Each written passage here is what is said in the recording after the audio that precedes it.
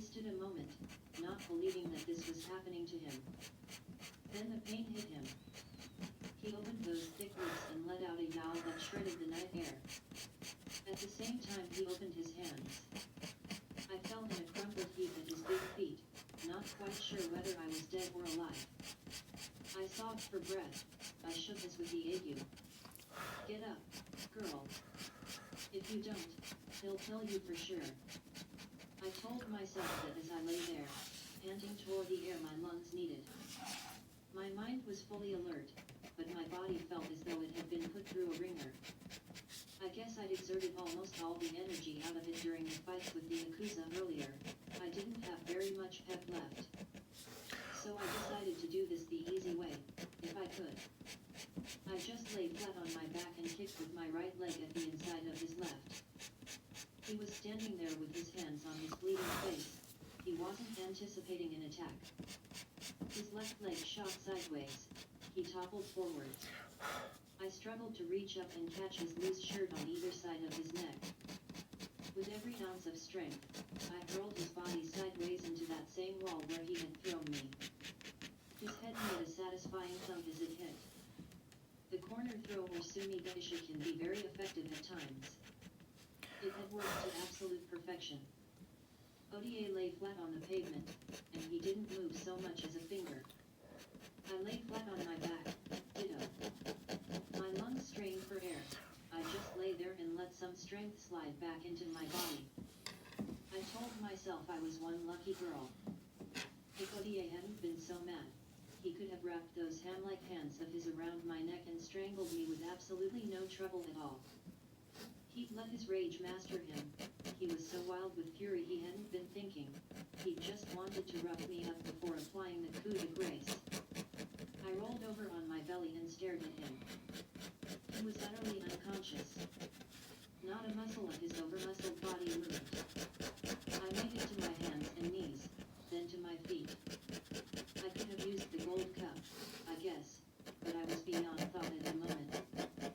I was too tired, too beat, to do anything more than make tracks away from him.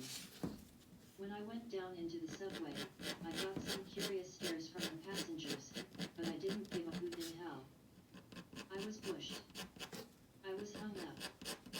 All I wanted was a bed and a long sleep. The plump, middle-aged man in the Shibuya Inn also gave me the fisheye when I staggered in, but I ignored him too. I went up those stairs like a dead girl and with a hand along the wall to guide me, found my door and opened it. The Gucci shoulder bag fell to the floor. Me, I fell on the bed. It was late afternoon when I finally wriggled around on that bed and came back to life. I lay there, staring at the ceiling. Quite rationally, I asked myself why in hell I worked for NYMPHO to make a living. There must be easier ways. I often feel like this during a case. Usually it indicates that I am just about at the end of my rope. I need rest and a change of pace. When I can, I grab for it, like a kid on a merry-go-round snatching at the brass ring. I rolled over and reached for the telephone. I felt dirty and grimy. I was sure some of my clothes in which I had fought and slept must be torn, but I just didn't care. I lay there with the phone at my ear until Captain Jim Yukimoto answered. How did it go last night? I asked. Like clockwork. We have the Yakuza behind bars and I believe a couple of them are willing to sing to save their necks. What about you? You did a terrific job, I hear. But I feel as though I've been put through a ringer. I ache everywhere. I need a rest. He chuckled. I'd say you ought to do just that, if it weren't for one thing. Oh? What's that? The word is going around that Kiji Tetsuko has the wind up. He's running scared and he's going to fly the coop. I sat up on the bed. You're kidding. No, I heard it from two different sources. Too many things have been happening to them lately. He thinks the police are behind it all. He knows nothing about you. I hear that he is going to take himself a vacation and forget crime for a little while, until things quiet down. Against my better judgment, I said, We can't let that happen.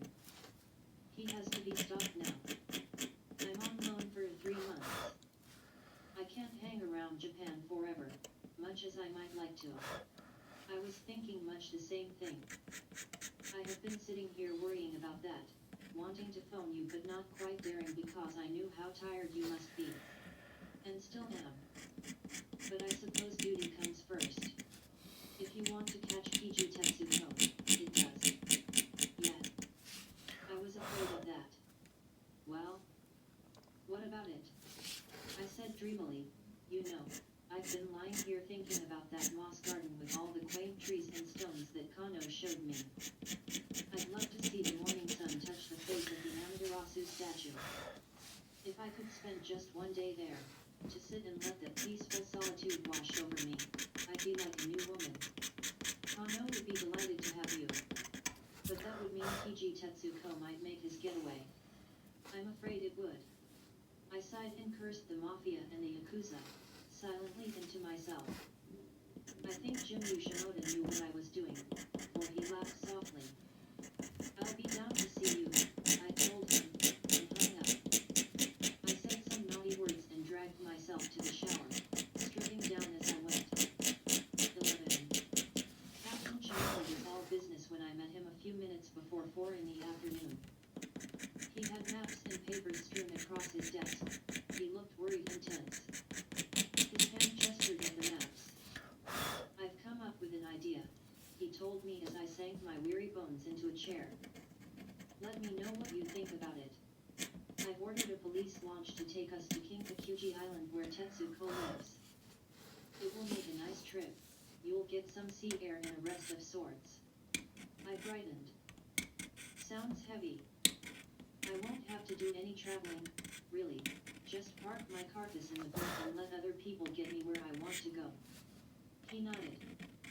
Already, I've ordered police boats to patrol the waters around Kinkakuji Island, to alert me when and if Tetsuko is about to make a run for it. If he does, we can't stop him. We aren't ready to take him into court, as yet. He shrugged. I'm just hoping that these reports of his getting ready to fly the coup are exaggerated. He's a tough cookie.